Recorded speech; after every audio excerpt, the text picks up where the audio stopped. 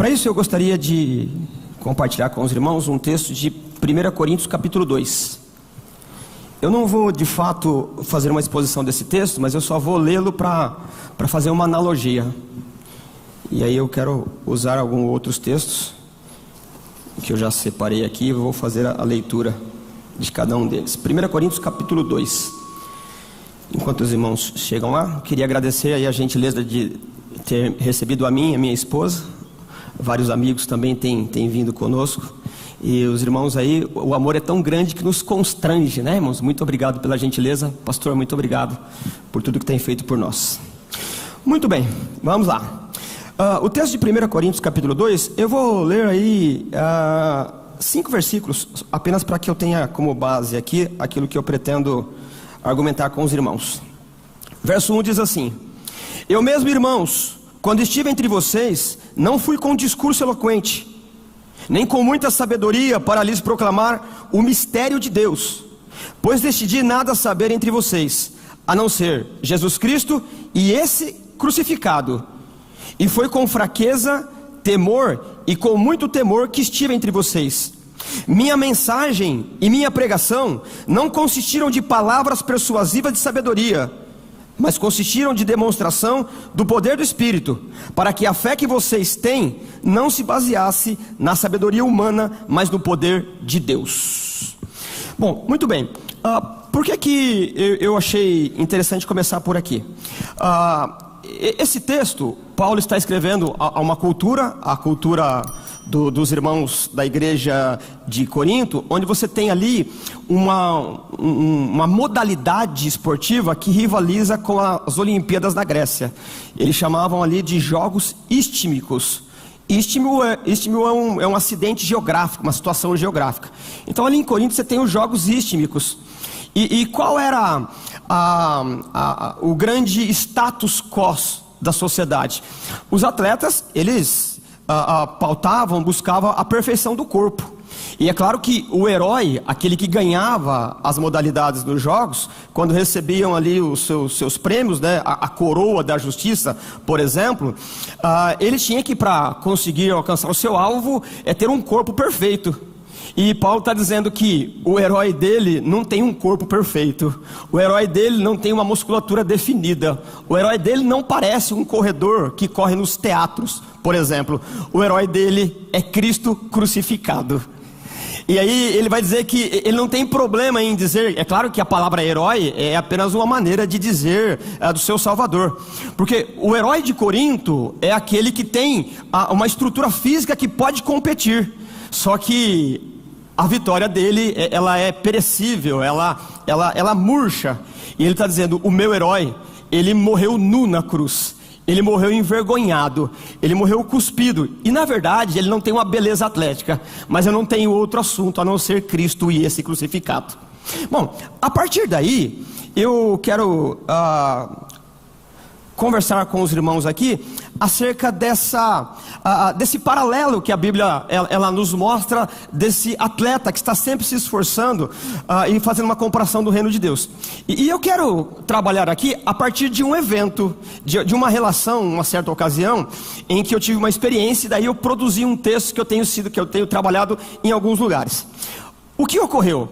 Em épocas também em Copa do Mundo, junto com alguns irmãos, junto com alguns amigos, eu fiz a seguinte observação: que a igreja se parece com o estádio de futebol num dia de clássico.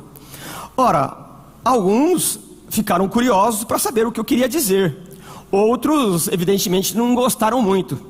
Não é brincadeira, um irmão se levantou com o dedo em riste e disse assim: não diga uma coisa dessa, porque o próprio nome já diz, a Copa é do mundo. Não é brincadeira. E aí, um outro amigo, um pouco mais sarcástico, um pouco mais irônico, ele fez algumas piadas. Ele disse, é verdade, a Bíblia proíbe a prática do futebol, pois Jesus disse que ele é contra o juiz iníquo. Aí ele continuou, e também diz para tirar a trave e lançar a rede. E não terminou assim, ele disse assim, e disse também para parar a bola. É claro que ele quis dizer parábola, né? Para não perder o amigo, eu dei aquela risadinha irônica, né? Mas aí a coisa, ela ganhou uma outra dimensão, porque aí eu me senti na obrigação de fazer uma investigação acerca das modalidades esportivas no texto bíblico. E é sobre isso que eu queria compartilhar com os irmãos. Muito bem, quando nós olhamos para os textos bíblicos, tudo que nós aprendemos é por aproximação, por analogia, por metáfora. Senão nós não temos condições de aprender o transcendente, senão tornar ele imanente. Nós não temos condições de entender aquilo que nos escapa. Então nós precisamos fazer uma argumentação para que crie-se imagens na nossa cabeça, para que a gente tenha condições de tirar analogias e entender o que de fato a Bíblia quer nos ensinar. Bom, e evidente que o trabalho, ele não foi em vão e tem me dado aí bons frutos, e eu tenho refletido sobre isso muitas vezes. O que eu posso garantir para vocês é que não há nada inerentemente errado em assistir, participar e incentivar as atividades esportivas. Evidentemente que não. O que ocorreu naquela conversa e o conflito, ela surgiu apenas de uma religiosidade e graças a Deus foi resolvida. Então não temos nenhum problema em fazer analogia do reino da igreja com as práticas esportivas. Então desde os tempos mais remotos nós vamos encontrar os humanos, as pessoas, as culturas participando de atividades esportivas. E há muita analogia. No Antigo Testamento a coisa está mais hermética, a coisa está mais escondida, a coisa está mais fechada, mas tem ali. Agora, quando nós abrimos o Novo Testamento, a coisa, ela transborda, ela derrama de tanta analogia do mundo esportivo, principalmente do teatro romano. E aliás, até então, teatro para mim era só a questão da apresentação dos atores, né, do teatro grego. Mas a palavra teatron, ela é traduzida por estádio também. Então nós temos muita analogia do reino de Deus e o mundo desportivo. O que nós podemos tirar aqui, na primeira análise, primeira conclusão, primeira lição é o quê? Que não há problema de participar, de incentivar, ou de ser apenas fazer parte da plateia de jogos. Não há. O problema é o nosso caráter em relação à desportividade. O problema é como eu lido com o jogo em si. O problema é como eu lido com as derrotas e as vitórias. O problema está então em como eu perco ou eu ganho. Aliás, se tem uma coisa que o Evangelho nos ensina, é perder com dignidade. Se tem uma coisa que o Evangelho enfatiza, que é melhor perder com dignidade do que ganhar trapaceando. Se tiver que perder, perca para a glória de Deus e com uma envergadura moral, do que trapacear e ganhar. Então o problema não é no ato em si, o problema é no caráter e na questão da obra da carne ou no fruto do Espírito. Então alguns competem com graça e equilíbrio e reconhece no outro que naquela modalidade ele é melhor e por isso ele venceu. O outro que perde, ele se derrete em autocomiseração. Ele lastima e tem piedade de si mesmo. Por que eu perdi? Eu deveria ganhar. Então esse sofre. E é muito possível que vai fazer qualquer outra coisa, vai burlar qualquer regra para poder ganhar depois. Então o que o Evangelho, o que o Reino de Deus proíbe, não é a prática em si, mas o autocontrole, aquilo que Gálatas chama de fruto do Espírito. A autocompetitividade, ou essa exacerbação de competir e ganhar, pode ser um problema de caráter, e todos nós precisamos aprender sobre isso. Então, o problema não é na competição em si, o problema é na idolatria do ego. Quando a gente aprende a perder em Cristo, a gente já começa a entender que no reino de Deus é melhor perder do que ganhar. Bom, é claro que isso daqui é só uma análise introdutória. E então eu passei a fazer uma investigação sobre essas questões do Antigo Testamento. Como eu disse, no Antigo Testamento você tem a coisa um pouco mais hermética, um pouco mais fechada, um pouco mais escondida ali. Mas aparece. Quando nós olhamos alguns comentaristas, algum texto importante sobre o Antigo Testamento, a gente vai descobrir que por volta de 3.000 anos antes de Cristo, na Mesopotâmia, encontra-se muitas disputas em questões ali. E não só disputa do corpo a corpo, não só disputa de jogos em que há uma competição mais acirrada, mas incentivava-se também os jogos lúdicos de tabuleiro. A arqueologia ela encontra tabuleiros como se fosse de dama, de xadrez ou alguma coisa parecida, incentivando as crianças a competir com dignidade. Isso em várias culturas: Babilônia, Assíria, depois Medo-Persa. Então há um incentivo cultural para que as crianças, e depois na adolescência e já na fase adulta, saber competir, porque jogo em si, ele não tem só uma questão de passatempo, mas nos ajuda a raciocinar, controlar as emoções e coisas dessa natureza, que vai fazer um cidadão que sabe competir com as regras estabelecidas. Quando nós olhamos o mundo dos hebreus, por exemplo, ali também há muito incentivo de brincadeira de criança, como roda, por exemplo. Roda, sabe roda de criança, de brincadeira e coisas dessa natureza? Você tem um nome que aparece no Novo Testamento para isso, é pericorese, né? Mas isso é uma outra coisa aí. A gente vai encontrar, por exemplo, no texto de Zacarias, dizendo que lá no reino de Deus, as crianças as ruas ficaram cheias de meninos e meninas brincando ou jogando, mostrando que é uma prática da alegria, da desportividade. É claro que é uma analogia. Jesus, usando uma analogia também, é claro que está registrado no Novo Testamento, mas é uma alusão àquilo que já é de cultura do Antigo Testamento. Ele vai dizer assim: as crianças brincam nas praças, gritando umas às outras. E o que elas gritam? Nós lhes tocamos flauta, mas vocês não dançam. Nós cantamos um lamento e vocês não choram.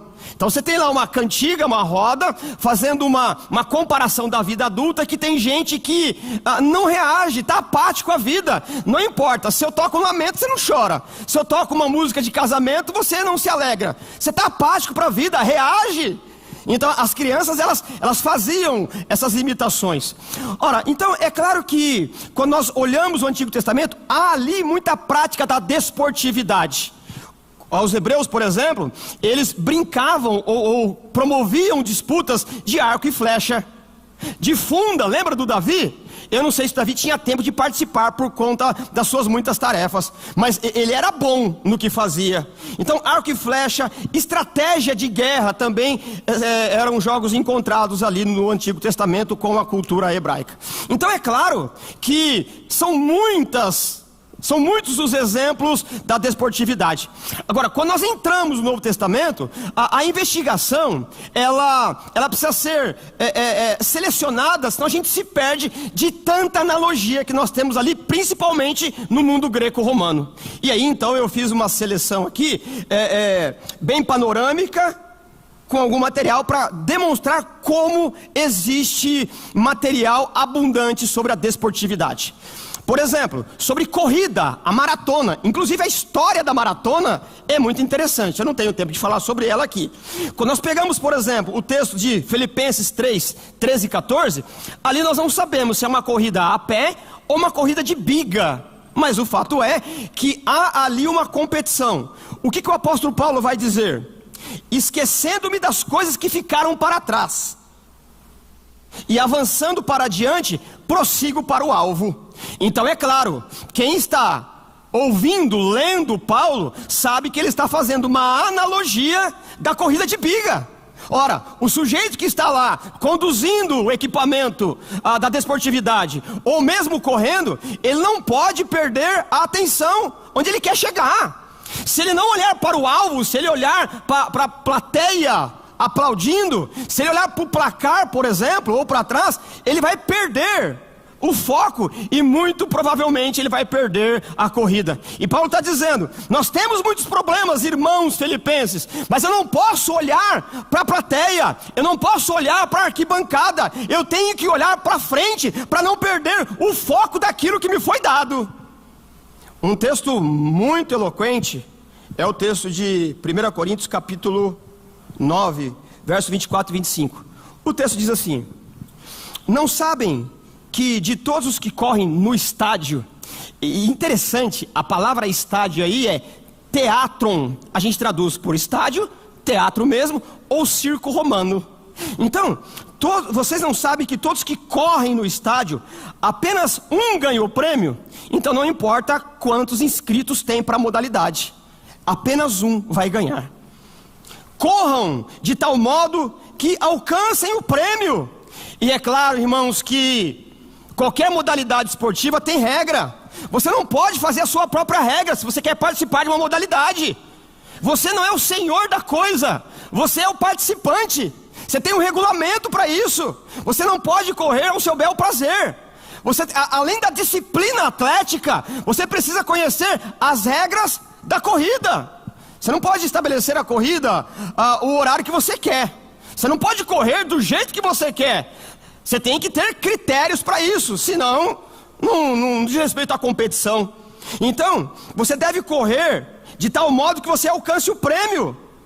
Todos os que competem nos jogos se submetem a um treinamento rigoroso. E é claro que aqui nós deveríamos falar sobre a santidade, mas não é nosso foco hoje aqui. Todos os que competem nos jogos se submetem a um treinamento rigoroso para obter uma coroa que logo perece. E por que Paulo está dizendo isso daqui?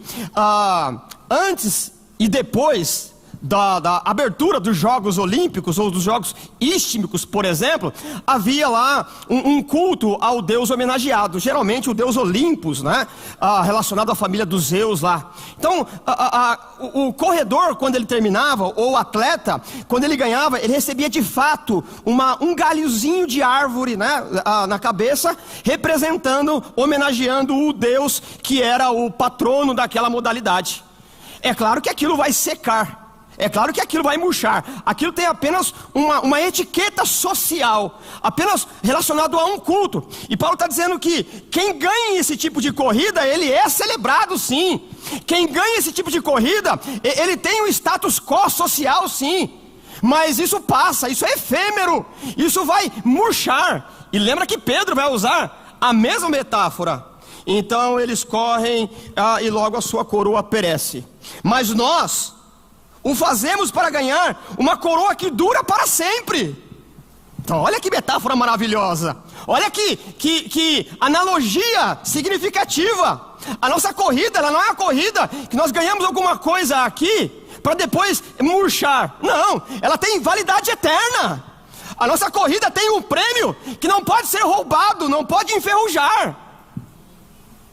Ela não tem preço, não está no mercado, não está em exposição. E aí Paulo diz que, mas nós a fazemos para ganhar uma coroa que dura para sempre. Sendo assim, não corro com quem corre sem alvo, e não luto com quem esmurra o ar. E aqui também tem uma questão muito interessante. A ideia de esmurrar o ar, existe uma coisa hoje aqui, e isso não é muito da minha área, mas eu fui investigar essa coisa aqui. Uma modalidade de boxe que é lutar com a sombra. Alguns chamam de shadow boxing, ou boxe espelhado. É mais um treino, né? Mais uma ideia de controle do corpo do que uma briga em si mesmo. Então você fica imaginando que tem alguém aqui, você fica lutando, né? Então Paulo está dizendo, a nossa luta, ela não é um espelhamento de boxe. Você não está apenas treinando para uma apresentação, apenas para uma apresentação. As pessoas admiram as suas habilidades e a sua compleição atlética. Não, nós temos um inimigo. E esse inimigo, ele não dá moleza não. A nossa briga não é espelhada, não é lutar contra o espelho. Não é o shadow box, não é a sombra do boxe. Nós temos de fato um inimigo. Então, você deve seguir as regras determinadas pelo Evangelho, porque o inimigo não é de brincadeira. Então eu não luto como esmurrando o ar, mas eu esmurro o meu corpo e faço dele meu escravo. Então precisa de disciplina, precisa de atenção e dedicação. Eu, em algum momento da minha vida, eu já fiz parte desse mundo da desportividade. Um assunto que outrora talvez a gente possa trabalhar aqui. Mas a vida de um atleta, ela não é fácil. Você tem que abdicar de muitas coisas. O atleta, ele não entra em campo e joga a sua modalidade, disputa a sua modalidade. Ele tem toda uma renúncia de alimentação, de sono, de regra, de esforço físico. O que nós vemos na hora da competição é a ponta do iceberg, mas ali você tem uma renúncia, inclusive de reuniões familiares. E é mais ou menos isso que Paulo está dizendo: eu esmurro o meu corpo e faço dele meu escravo, para que depois de ter pregado aos outros, eu mesmo não venha a ser reprovado, ou seja, eu perca a corrida. Então é claro que aqui você tem uma série de comparações de modalidades. E aí eu fiz umas outras analogias aqui, algumas comparações aqui. Eu só, na verdade, selecionei aqui. O capítulo 2 de 2 Timóteo, verso 5, diz assim, ó: nenhum atleta é coroado como vencedor, se não competir de acordo com as suas regras. Então, irmãos, na nossa luta, no trabalho, na nossa vocação, não é de qualquer jeito. Não é você que estabelece a maneira de pregação do Evangelho. Quem estabeleceu a maneira de pregar e de comunicar o Evangelho é Jesus. Foi Ele que disse: ide pregar o Evangelho, mas não do jeito que você quer. A pregação do Evangelho tem critério, e quem estabeleceu o critério foi Deus.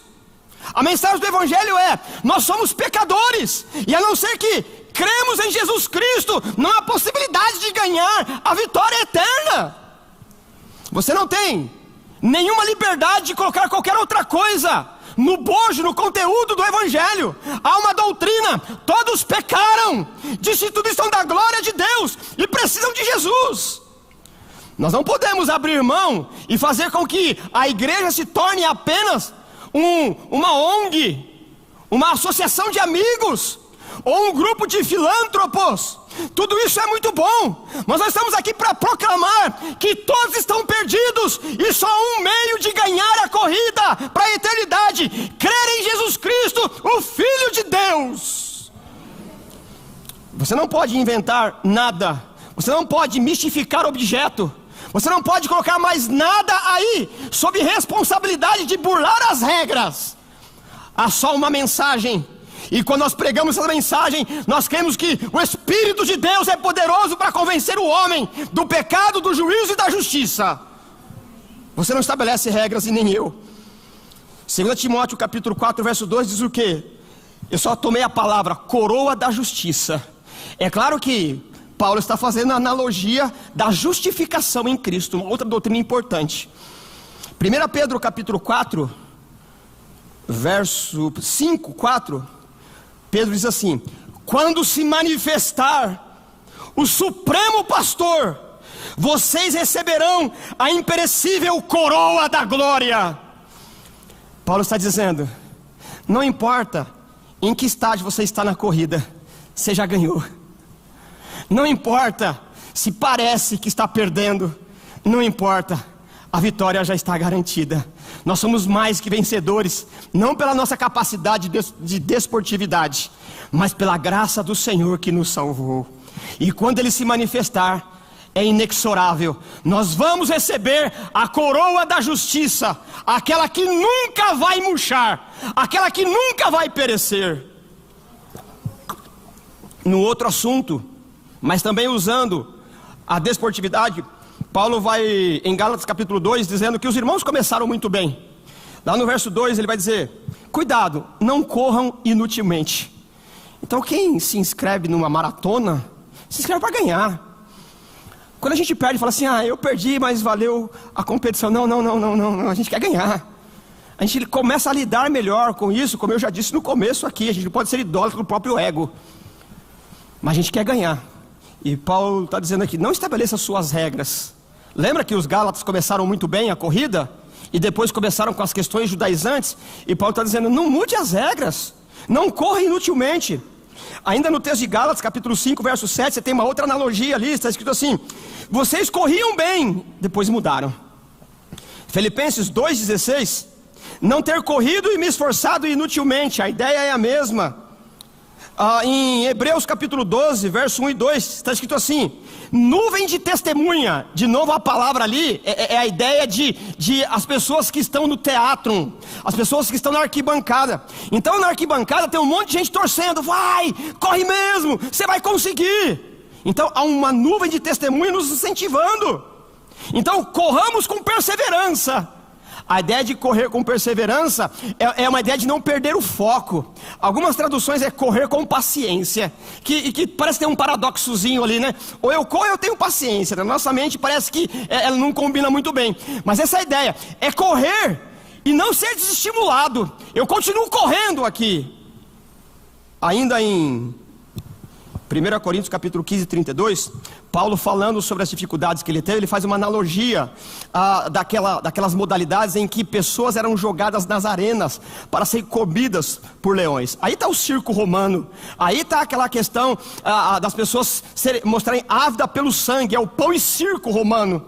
Paulo vai dizer assim: eu lutei com feras em Éfeso. É claro que ele usa uma metáfora para falar também de uma metáfora, que ele não lutou com feras mesmo, né? Ele foi decapitado depois. Ele não entrou na arena para morrer assim.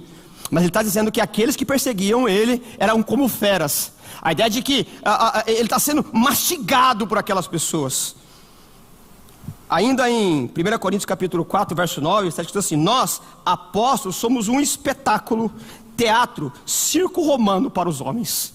Então é claro que vão rir da gente, porque parece que desse lado da eternidade a igreja está tomando uma surra e não tem condições de reagir. O mundo parece que se levantou os calcanhares e nós não vamos vencer. Desse lado da eternidade parece que a nossa moral foi jogada na lata do lixo. Parece que a nossa mensagem ela é risível. As pessoas riem de nós. Como que pode numa manhã como essa, um grupo de pessoas com quilate tal, com capacidade tal, vem aqui para ouvir um pastor, uma exposição de texto que parece que não combina muito bem com a vida. E o mundo faz chacota de nós. E nós somos um espetáculo. Parece que nós vamos perder. Ainda em 2 Timóteo capítulo 4, verso 7, o texto, Paulo se despedindo diz assim: eu combati o bom combate. Também fazendo uma analogia dos gladiadores. E Colossenses, os últimos dois textos que eu quero citar aqui, para voltar àquela conversa inicial com meus amigos, está escrito assim: todo homem perfeito em Cristo. Porque, como eu comecei falando aqui em 1 Coríntios, a ideia de uma compreensão atlética que chama atenção. O corpo, a estrutura de um atleta, as definições físicas, a musculatura. Então ele treina para isso. Então um corredor, para ele correr bem, ele corre com o pneu amarrado. Quando tira o pneu ele está voando, não é assim? Então é a ideia de uma musculatura que tem potência e definida. E Paulo está dizendo: existe um jeito de ter um corpo, de ser um homem perfeito, é em Cristo Jesus. Ele é o homem perfeito. E aí, ainda em Colossenses, Paulo vai dizer no capítulo 2, 18: é assim que nós vamos reter o prêmio da vocação. É inexorável, nós vamos vencer. Parece que não. E aí, eu disse que terminaria, né? Mas eu separei 2 ou 3 palavras aqui que eu acho que ela tem sentido para nós. Além dessas passagens, existem algumas palavras. No Novo Testamento você encontra algumas palavras. Uma delas é agon. Agon significa lutar. E pasmem, a palavra agonia vem daí. O que é uma agonia? E aí você sabe mais do que isso, do que a definição da palavra. O que é uma agonia? É um esforço, é uma ansiedade para vencer. Eu estou agoniado para isso. A ideia da agonia, ela é uma luta por aquilo que os gregos chamam de arete. Eu estou agoniado para alcançar a virtude. É um esforço moral. Agonia são conflitos militares. Agonia é preocupação para vencer. E é claro, irmãos, diante das muitas dificuldades que nós temos, todos nós estamos agoniados para que Cristo rasgue esse céu e venha e nos redima de forma absoluta e plena para sempre. É por isso que a nossa vida só pode ser ressignificada quando nós olhamos para Cristo, o autor e consumador da nossa fé. Uma outra palavra interessante aqui é atleo, de onde vem atleta, a ideia de competir, de empreender esforço. A outra palavra é brabeion, prêmio. Então quando você vence, você tem um prêmio. O prêmio dos atletas podia ser em dinheiro, azeite, cevada. Alguns recebiam uma espécie de cartãozinho, como se fosse o green card. Ele podia participar dos teatros, podia participar dos jogos públicos sem pagar. Era um prêmio que ele recebia. E o nosso prêmio por ganhar a corrida, não nós mesmos, mas o grande atleta que ganhou na cruz, é a vida eterna. E por fim, uma palavra nikal, vencedor. Só que aqui, nós não vencemos a batalha. E aí é claro que você deveria erguer a mão e dizer assim: como que é isso? Você vem prometendo a partir dos textos bíblicos uma vitória, e aí você vai concluir dizendo que não vence? Evidentemente que não, que a proposta do Evangelho, ela é impossível de vencer. E a ideia de nikal é que nós vencemos sim, mas vencemos nele. Acabamos de cantar: do que dele e por ele são todas as coisas, a ele a glória, amém.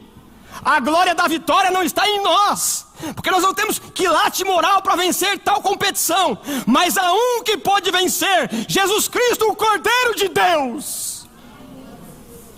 Ele venceu. E ele mesmo, no capítulo 11, verso 20 de Mateus, ele disse que ele jogou no campo do inimigo, amarrou o inimigo no campo dele e venceu. Não tem problema para o nosso Salvador jogar em qualquer campo. Ele joga em qualquer lugar, porque Cristo é vencedor. Essa palavra ainda ela aparece em 1 Coríntios, onde Paulo, num cântico de vitória, ele diz: a morte foi engolida pela vitória. Onde está a morte, a sua vitória? O maior dos inimigos, aquele que ainda nos assusta, já perdeu. O ferrão da morte, o aguilhão da morte foi tirado. Vencemos, a vida é nossa, o prêmio é nosso. Por quê? Porque Cristo na cruz, ao morrer, matou a morte, vencendo a própria morte. A gente costuma dizer que na morte de Jesus, a morte matou-se a si mesmo. E para terminar, nas cartas do Apocalipse somos alertados sobre os conflitos, as agonias.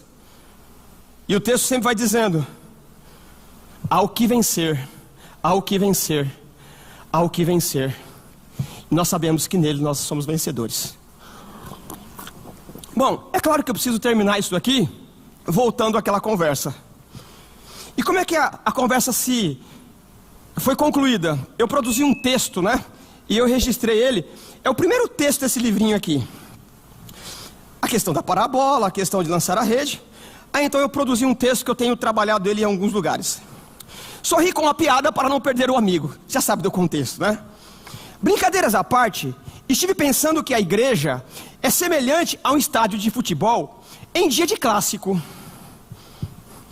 Para os menos amantes do esporte bretão, clássico é um jogo que envolve dois times de muita popularidade e tradição, que atrai muita gente para o estádio e provoca aquelas discussões e brincadeiras que já estamos acostumados.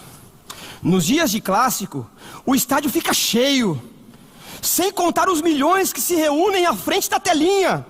Dentro de campo, 22 jogadores correm iguais a malucos para defenderem seus interesses.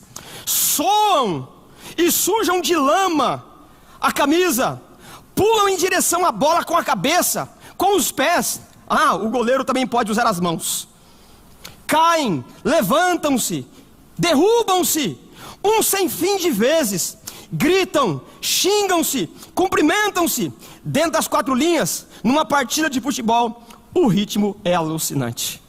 Como dizia, ou como diz o poeta Samuel Rosa, não é, Kátia? Como é emocionante uma partida de futebol. Bom, mas qual é a analogia? Por que a igreja se parece com um estádio de futebol num dia de clássico? Você deve estar se perguntando por que eu disse que a igreja parece um estádio de futebol em dia de clássico. Eu vou explicar. No estádio, há muita gente na arquibancada.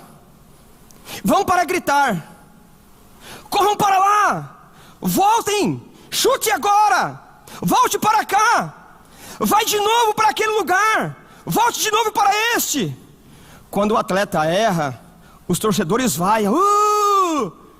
Errou! Mas quando acerta, aplaudem. E isso vai se repetindo várias vezes.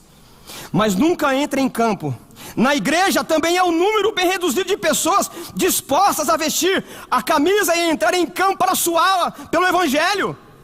Os que ficam na arquibancada vaiam ou aplaudem, mas não querem descer para onde o jogo acontece, Para entrar no estádio, os torcedores compram o ingresso e por isso sente-se no direito de aplaudir ou vaiar, reclamar ou elogiar. Na igreja, por trazerem algumas moedas, acham que também pode fazer o mesmo. Irmãos, é um privilégio contribuir de alguma maneira, porque Deus não precisa do nosso dinheiro. Ele resolveu nos deixar participar, porque a igreja nasceu com vocação para crescer. Ela existe há 2000 anos, eu entrei agora. Eu estou onde eu estou pela graça de Deus. Ah, sim, nos estádios também existem os sócios torcedores, que tem a carteirinha e pode entrar a hora que quiser, e eles se sentem meio donos. Mas a igreja não tem pedigree, não tem sobrenome. A igreja é de Jesus Cristo.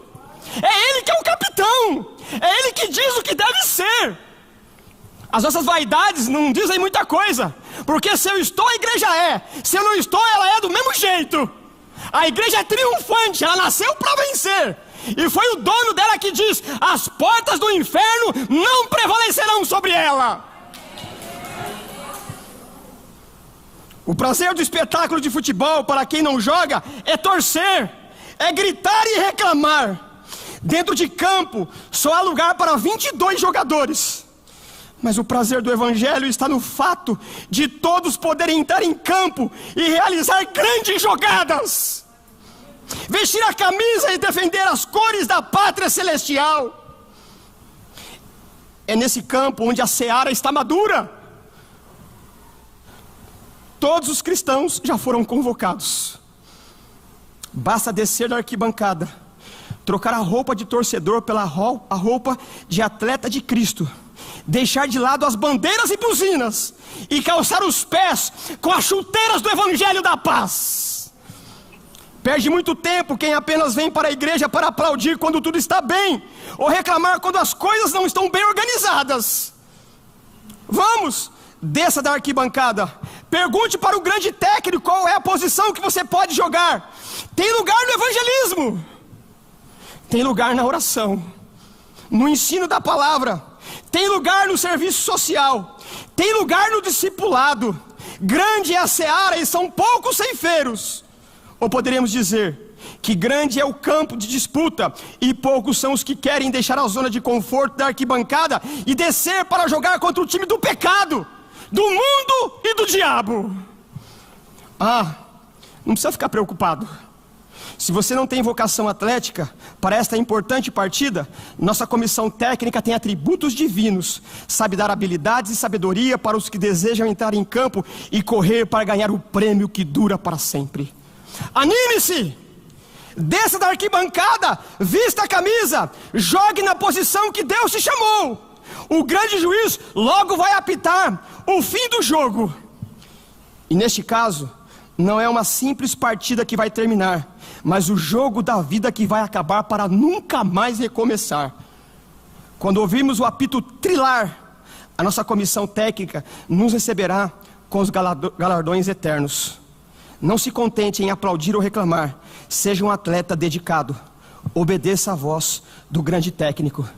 Desgaste-se pelo reino de Deus. Deus abençoe em nome de Jesus. Muito obrigado.